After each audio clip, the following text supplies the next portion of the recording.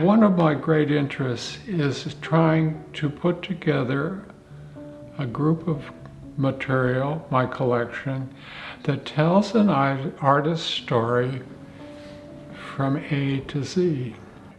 And amongst the many seminal things that she has made, I have really tried to focus on the variety and the richness of the work that her career has displayed. As a student, she influenced me to bring out my work so creatively and think about it very creatively that I hadn't thought about before.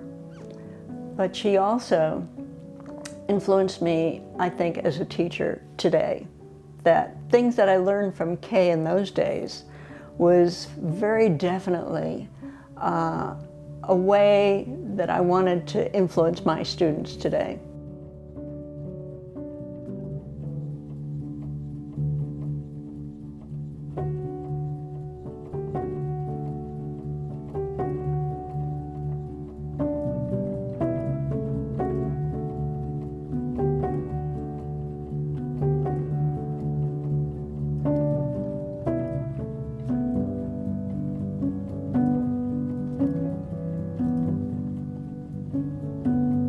I recall that in high school I came across a section of books in the library meandering through the stacks as a rest break from homework, and I came across a section of Japanese in an American concentration camps, and that shocked me. I grabbed all the books and checked them out and took them home, plopped them on the dining room table.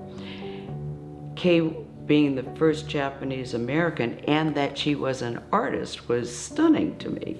This is one of my, in fact, maybe it's the first woven book I did with the Mount Fuji series. But anyway, when the covers come together, there's one Fuji. From our childhood, we had a miniature book on the work of Hiroshige, the woodblock artist, and it was an accordion full book. And so that just, I've had it for a long, long time, and I guess it inspired me to try weaving a book. And I knew about double weaves. As a student, double weave was exhilarating. I mean, how can it, I mean, I understand the mechanics of double weave, but I still think it's just magical and it's like mysterious. How can you possibly weave 2 layers or multiple layers of cloth at the same time? But you can. And this is something you had from your childhood, and it was saved by friends during your internment during World War II. Right. We had friends here in Berkeley who said, well, who gave us 2 trunks, and they said, put anything in the trunks and we'll save it for you until after the war. And so this is one of my treasures that I saved.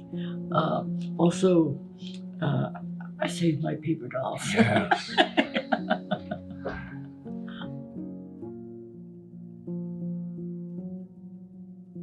I studied with Kay Sekimachi at the California College of Arts and Crafts, and I believe at that time I understood that she had already studied there with Trude Germain-Pré, and I studied with Trude Germain-Pré as well.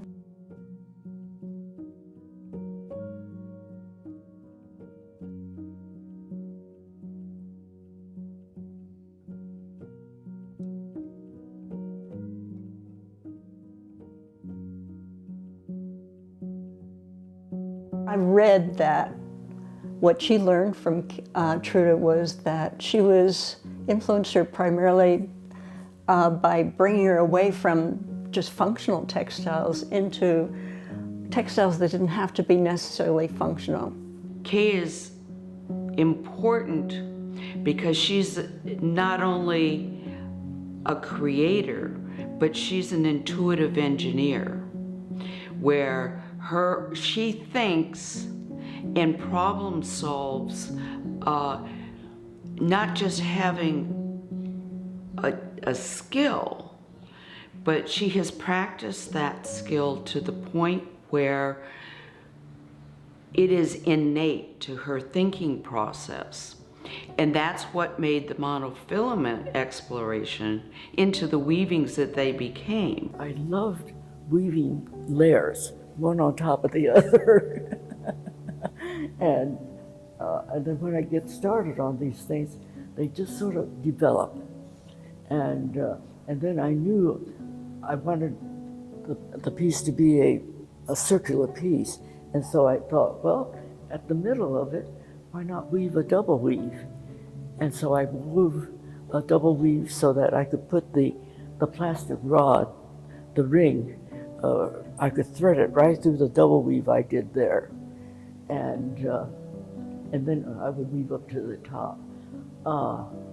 Anyway, the more complicated it was, the better I liked it.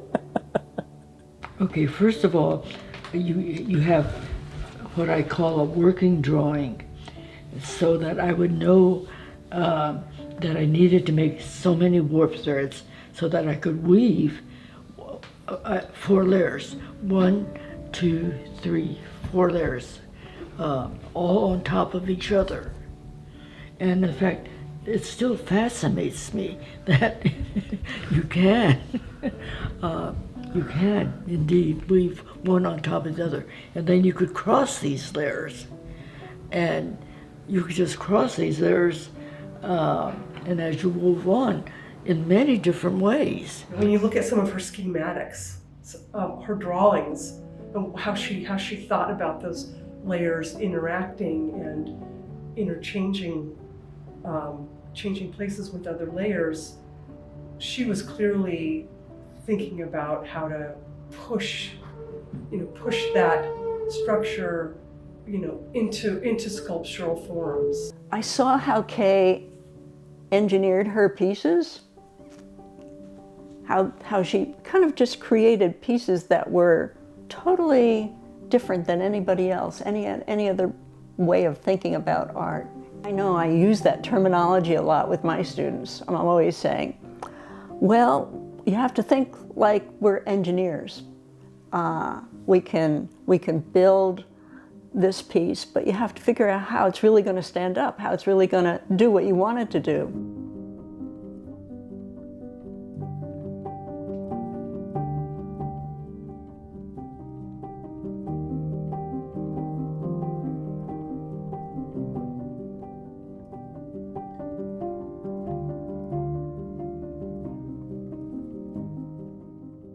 As a student, I'd never seen anybody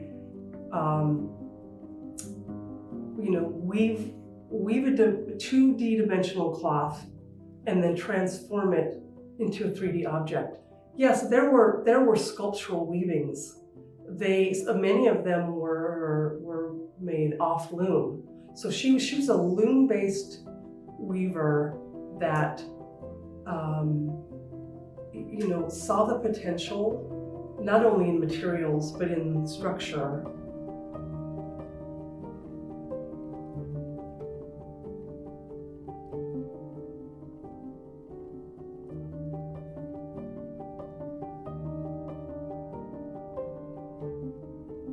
To me, Kay's card-woven pieces, especially at the Berkeley Art Museum, was such a spectacular display of card weaving, because most people did not take card weaving dimensionally like she has. What was so spectacular about them is seeing them hanging, so many of them in space, just juxtaposed next to each other in the perfect light, with the slight movement of them every now and then, the way they would turn. These are not done on a loom, but they are card woven, which is an ancient form of weaving. And they found cards in the Viking ship. So, but anyway,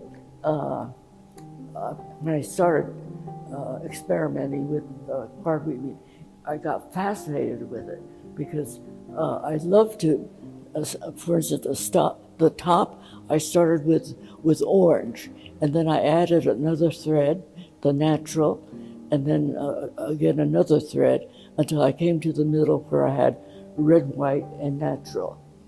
And then I was able to decrease and come down to the bottom. But anyway, these were just so much fun to do. I could still be doing them.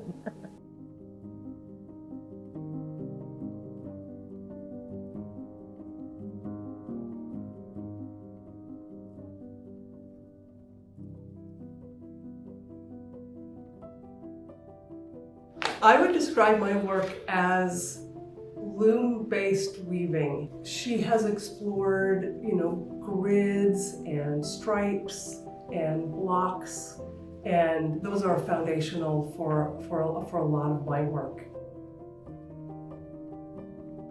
First of all, I love boxes, and I love a checkerboard pattern.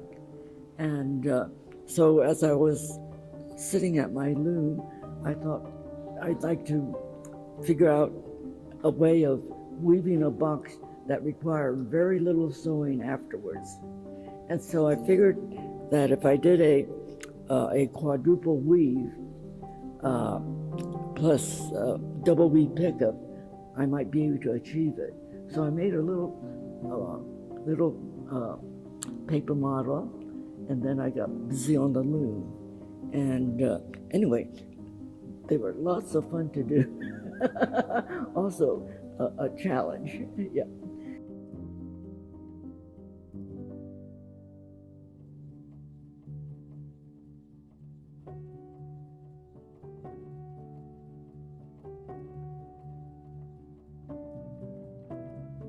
She made me realize that working with different kinds of materials, one could create a sense of more inner and outer layers of things happening and going on that were, to me, glorious. I had relatives who were in the import-export business, and they had a stash of paper. And among the papers was this Kiriwood paper. But the paper I thought was so beautiful, I didn't want to cut it up into small pieces. And so I guess that's what got me onto making a basket out of a square piece of paper.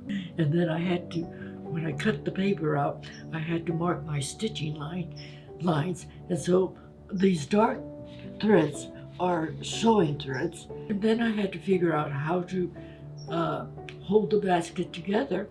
And it just turned out that these chopsticks work beautifully.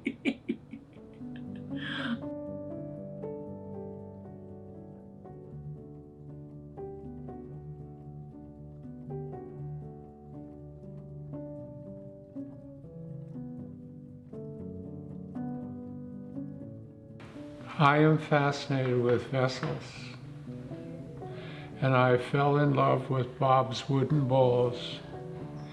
You could drive by and see him working from 9 to 5. And one day, after I had made a purchase, he said to me, "Why don't you go upstairs and buy something of Kay's?" And I found, by gosh, she's making bowls. She's making hornet's nest bowls. She's making paper bowls. And I thought, this is right down my alley. Thinking about Kay's marriage with Bob, what he brings into the conversation of their, collaborative, work, it had to have played a big role on, Kay's thinking of, especially her woven bowls. Boy, that's a tight fit. There you are. Yeah.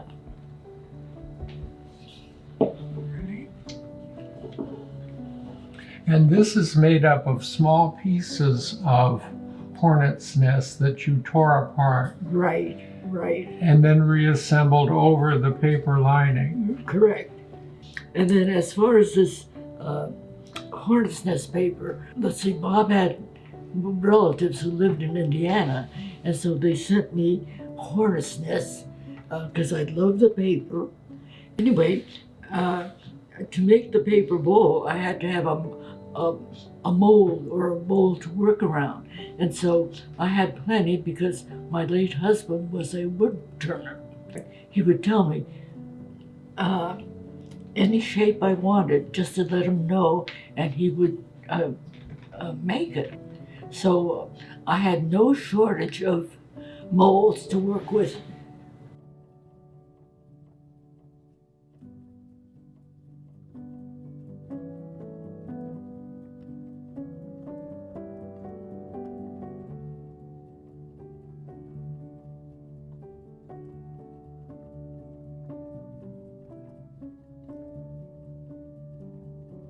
I went to the art school at the University of Michigan where I had done my MFA in ceramics. About 1988, my husband gets a job here in the Bay Area and we're to move. We met here at the house, and seeing Kay and sharing with Kay kind of the creative process. Kay's an important artist because not only is she an incredible weaver, she has a sense of reducing things to its essential structures and has mastered that intuitive ability to see and explore in that realm. She opened up the idea that artwork can be anywhere. That's why I can produce a piece like this. It can be on the wall, it can be in pieces. It doesn't have to be just a piece of art that's sitting on the table or hanging on the wall.